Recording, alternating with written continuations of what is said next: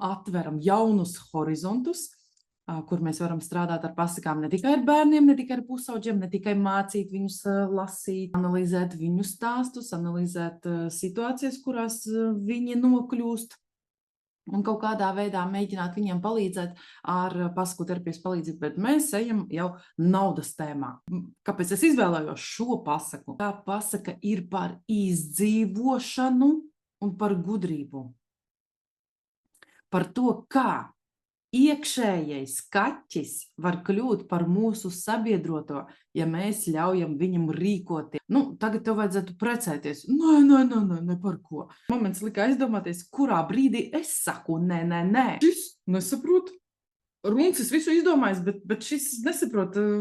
Viņam tikai dod naudu, viņam iedod pili, iedod princesi, iedod apģērbu, un viņš bola acis pa labi, pa kreisi. Kas notiek? Nesaprot, ko es te daru. Tas runcis viņu audzina. Bez zābakiem. Runcis tika.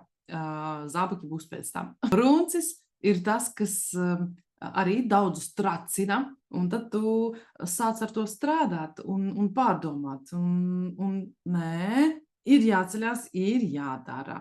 Velku zābakus, eju un daru. Metaforiskus zābakus, nevis reālus. Varbūt arī reālus lietus laikā. Un viņš,